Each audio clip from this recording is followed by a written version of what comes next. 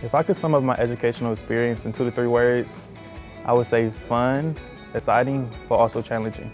I started here in kindergarten in William Foster Elementary School. I attended Maple Leaf, 4th and 5th grade, and then I moved on to Garfield Heights Middle School before coming here. I think the person I remember most out of anybody would have to be Miss Sandella from the middle school. She was just a very warm and welcoming and inspiring teacher. She was always there, she was always nice, and she always kind of helped shape us for the future. And I think she really helped prepare us for high school. I had her for 7th and 8th grade honors English.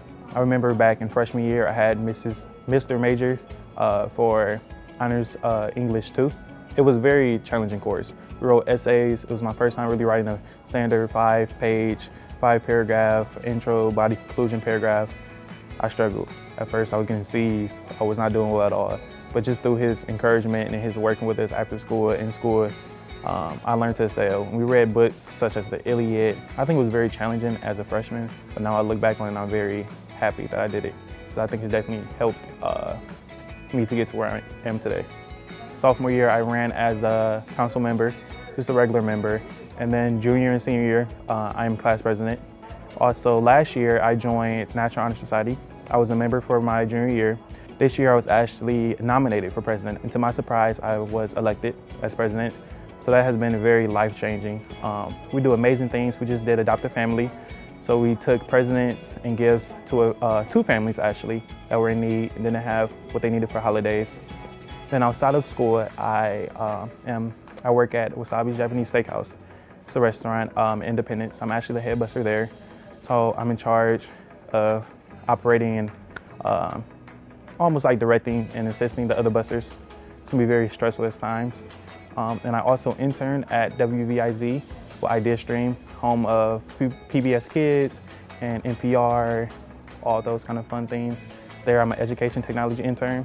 So I work under the Department of Education, and we teach teachers how to incorporate technology into the classrooms. Within the leadership roles of being National Honor Society president and student president, I have definitely learned that leading a group of people can be challenging at times. And you also, I think it's very important for the group of people you're leading to also like you.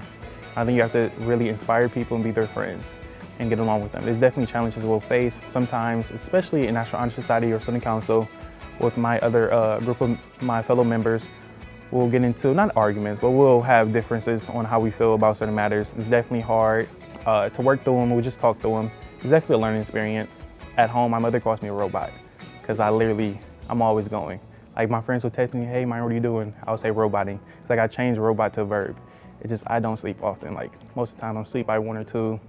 Normally what happens is I'll go to school, and I'll go straight from school to work, and I'll come home from school, I'll do homework. But on Tuesdays and Thursdays, I attend Cleveland State.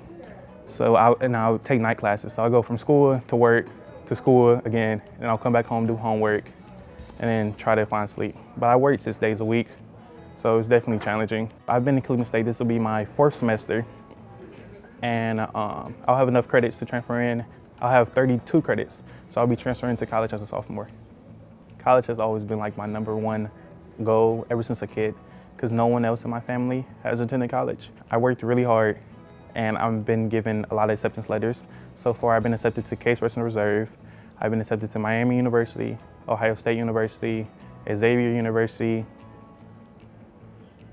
Kent State University, and Howard University in Washington, D.C. And so far, through grants and scholarships through the schools, I've been given a full ride to Ohio State and Miami University. I'm also applying to Cornell. I actually have an interview with Harvard next week. So I'm sort of just waiting to see where all my acceptance letters comes in and where I get accepted to before I make my final decision.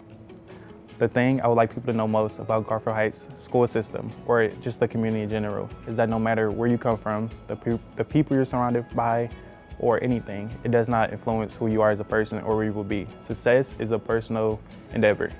No matter where you're from or who you surround yourself with, you could be rich or poor. If you want to reach success, it's all within the eyes of the beholder.